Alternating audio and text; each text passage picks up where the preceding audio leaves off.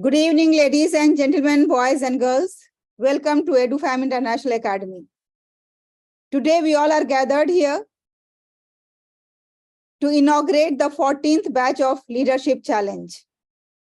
And before I disclose that what is this Leadership Challenge, let me share with you all that today we have an eminent personality, Professor Amit Choudhury ji, who is a chemical engineer, graduate with MBA in Marketing and Finance and Educational Administration. And he has the experience in the field of education more than 2 decades, and presently he is the Dean of School of Technology and Management and Director, Innovation, Incubation and Entrepreneurship at the University of Science and Technology, Meghalaya. His areas of interest are being sustainability, livelihood, e-learning and leadership, visiting faculty as universities, Nagura, Rai, Bali, etc. So it's an honor that on this occasion, when we are inaugurating the 14th Leadership Challenge course, he is the most appropriate and suitable person who's going to speak about his own experiences in the field of leadership. He himself is a great leader, a great visionary, and today on behalf of Edufam International Academy, I would extend a warm welcome to Professor Amit Choudhury ji. Amit Choudhury ji. Thank you. Yeah, with due regards and respect, I would like to request you to kindly share your views and thoughts on this occasion. Thank you, Dr. Sadia, and a warm good evening to one and all participating in this leadership challenge. It's indeed with an element of suspense that I am into this particular program, and the word itself, the leadership challenge, it was quite appealing to me, so I couldn't say no, because it was something which was to the core of my heart. Hope I'm audible to all, right? Yes, sir, you are. Yeah. So, though the invitation was just this afternoon, what I have done is it's not an elaborate presentation or something like that. I'll just carry on with my extempo and would like to share certain life examples and my own experiences, more so by expanding the word leadership, treating leadership as an acronym for me, and defining few adjectives that defines the leader you ought to be or ought to become. The first word, L, emphasizes on learning. A leader without the element of a lifelong learning process. A leader who is not enabling him or herself with the updation of knowledge, with the updated, nuances of technology in today's era, will choose to become a leader because the followers will demand something extra, something more intelligent, something more, decisive. Today's situations are very complex. In a classroom domain, if you observe as a teacher, it's becoming difficult. I have presumed that all are in the school education. So I'm giving the examples of classroom. Today, it's becoming very difficult as far as the classroom management task is concerned. Because on one hand, we have teachers who are found wanting as far as the adaptation to the technology side is concerned. On the other hand, we have smart kids playing with the IT gadgets. What is the need of the hour is to channelize this energy, to channelize this interest, to channelize these core activity that the kids have picked up in the IT domain, to make it much more interactive in the pursuit for knowledge. By becoming one among them, by having an open ear towards listening to problems, by having an empathetic view on what their needs are. I'm talking about the students as well as our followers, the superiors or subordinates or even the fellow workers. The leader has to become a good listener. He has to be open to all ideas, however vague it may be. from all corners, from the 360 degree of the ecosystem that he operates in. The second word, E, again stands for evolving, evolving as a leader. And how do you evolve? Without learning and without listening, I fear one cannot evolve. You will remain in a standstill position. You'll remain on your yesteryears.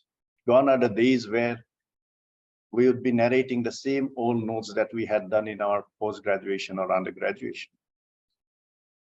Today's students are intelligent enough to explore the World Wide Web.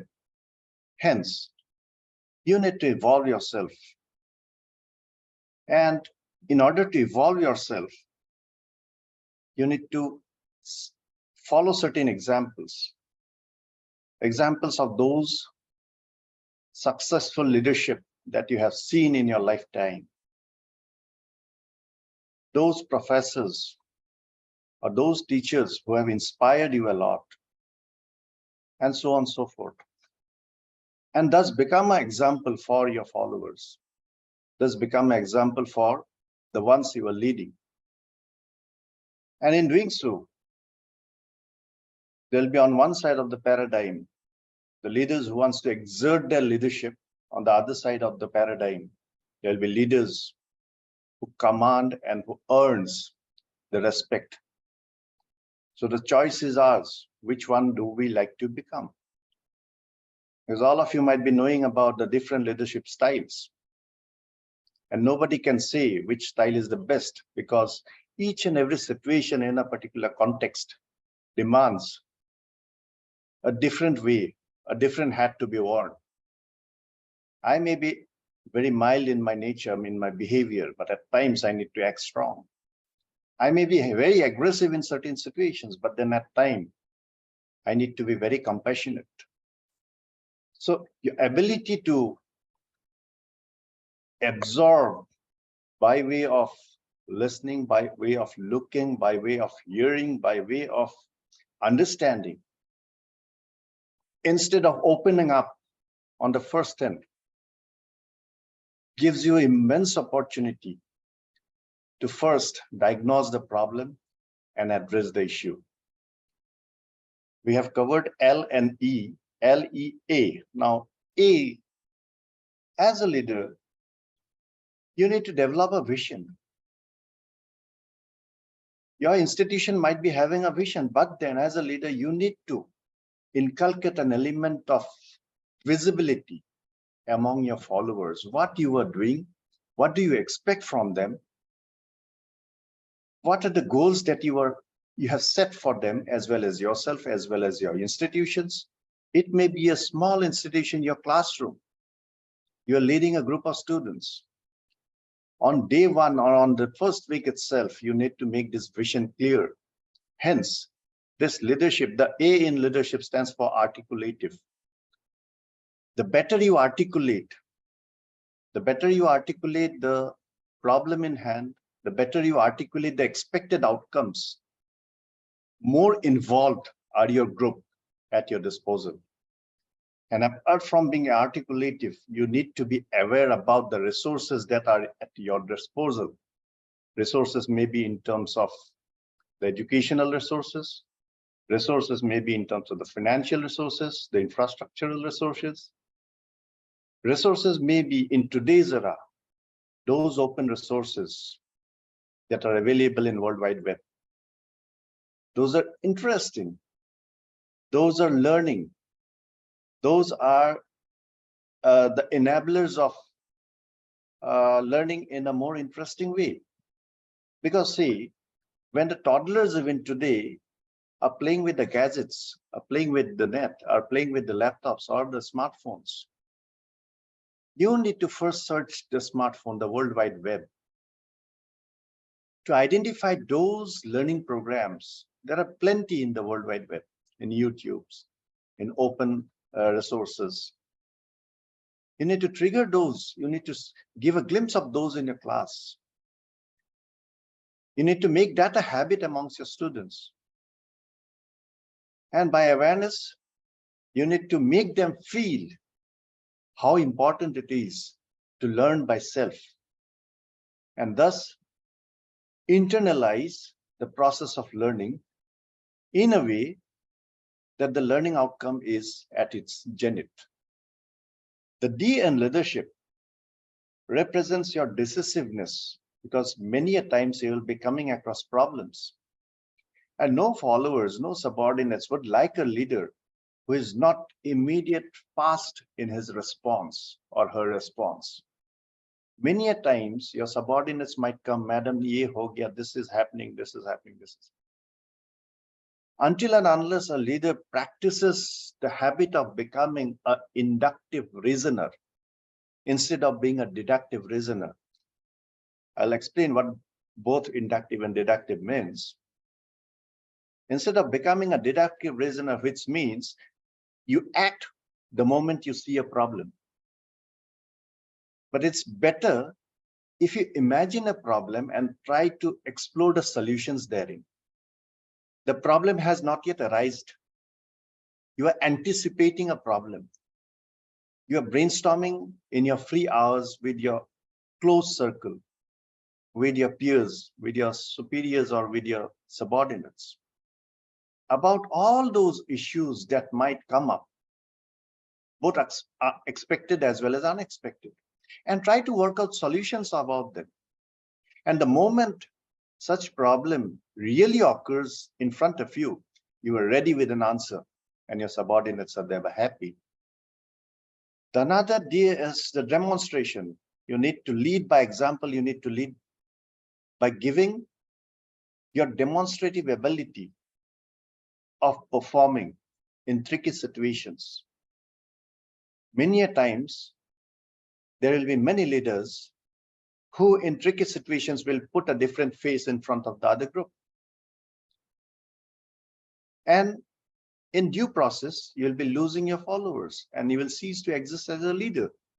So being demonstrative means, if you are an inductive thinker, if you have worked out day in and day out, even in your dreams, you are having certain dreams about the plus and minuses of your life, ups and downs of your institutional, growth. So whatever you have dreamt about, whatever you have visualized, or whatever you are building an intuition about, try to work on it. The moment you try to work on it, you get certain solutions. The solutions are tentative, it's hypothetical in nature. But then, the moment the query comes from your subordinates and you are ready with an answer, that gives a spirit of motivation amongst your followers. And this motivate itself performs double for you.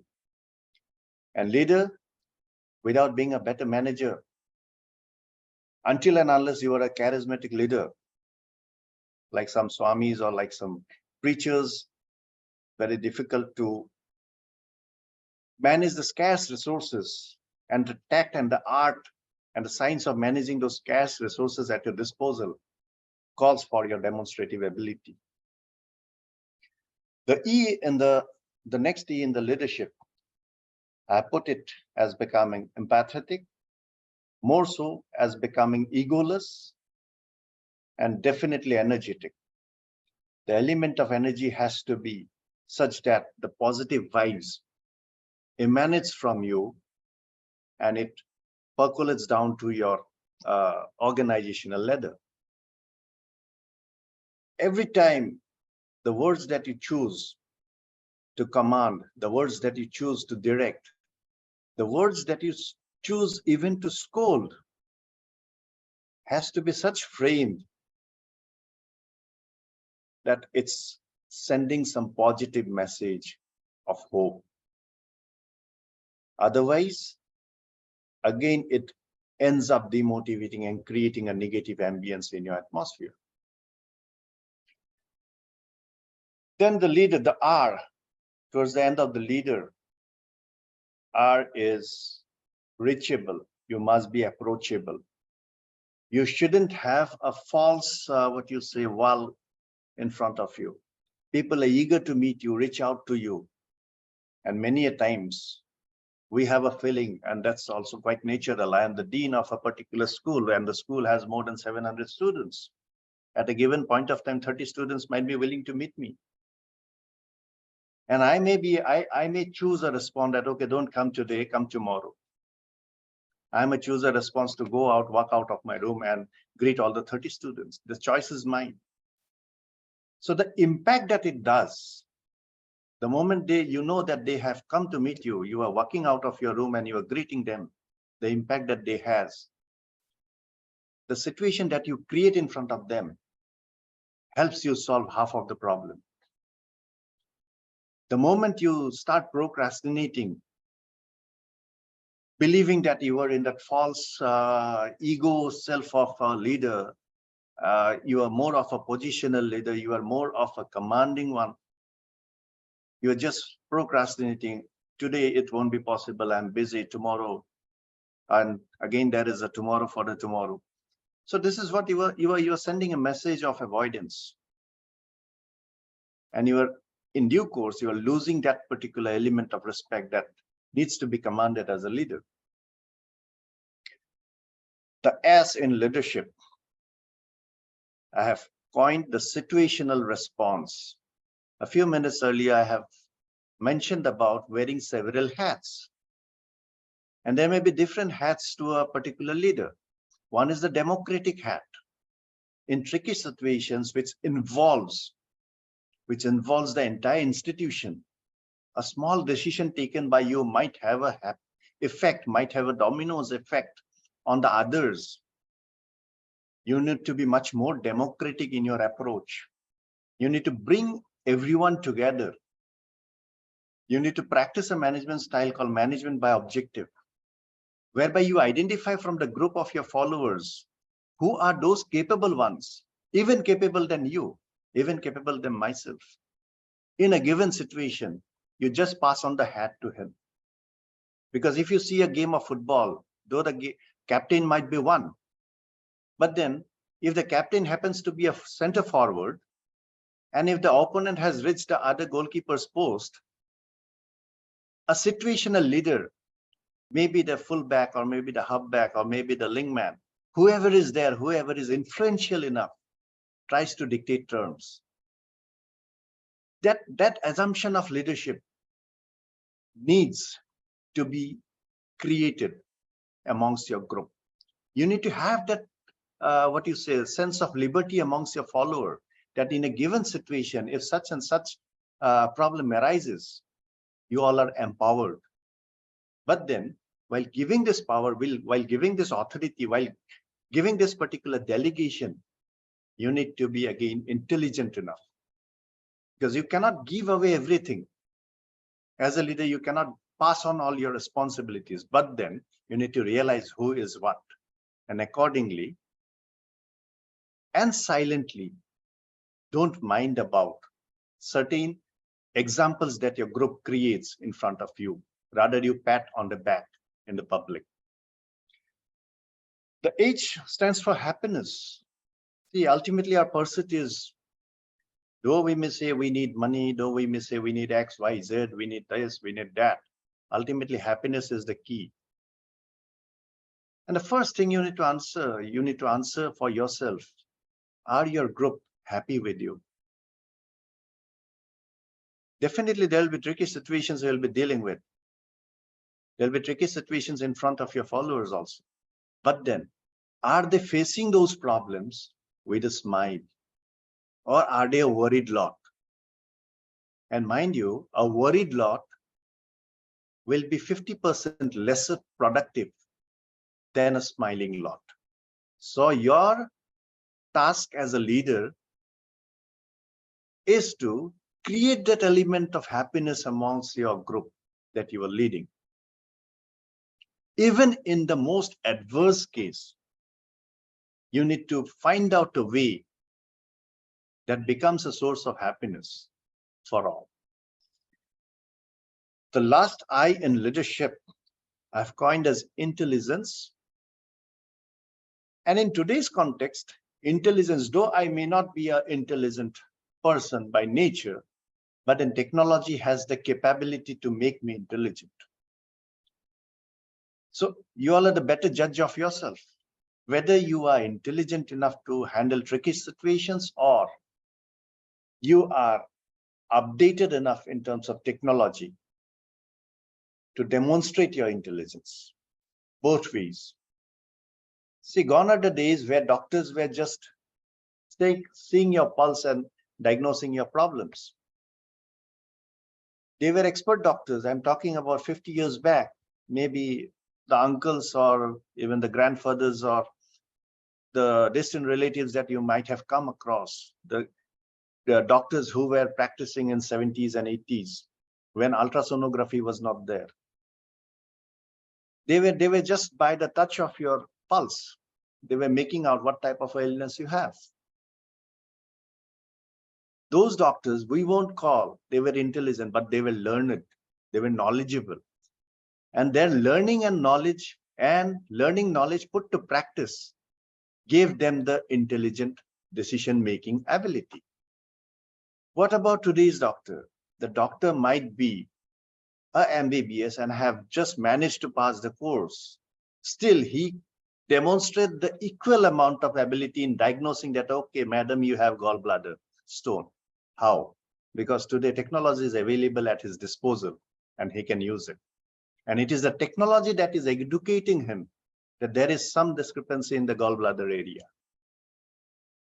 So either way, if I am a learner, if I am a lifelong learner, if I am much more vibrant in my observations, I can read out situations by looking at it. And if I'm not capable enough, I need to embrace technology that will enable me to do it. The last P is about your perception, about your pervasiveness, about your pursuing skills, how persuasive you are. Are you perseverant in your nature? So all this taken together, I tried to explore upon what leadership is to my understanding in a context which is an educational institute.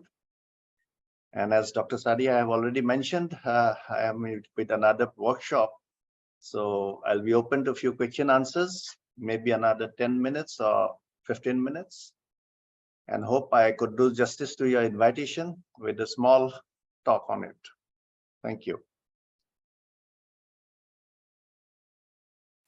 Thank you very much, Professor Amit Choudhury ji. It was really a well-informed and an insightful talk on leadership, and especially that your abbreviation about each and every letter of leadership is really remarkable. And I must say that it is like, we can say, the comprehension of all what we are trying to inculcate during this 1 month of time, the skills of leadership. Thank you very much for being with us. And during this 1 month time, maybe we are going to give you trouble for one more time, because at that time we will be having the session, particularly only the discussion between the speaker and the participants. So there won't be much guest and other things, because today's inauguration, so we have different other guests as well. So we have time constraint today, but that day we won't be having. Thank you very much. And ladies and gentlemen, please give a big round of applause to Professor Amit Choudhury ji. You can send your reactions, clappings, hearts, and whatever you want to give to Professor Choudhury ji. Thank you very much, Professor ji. Thank you.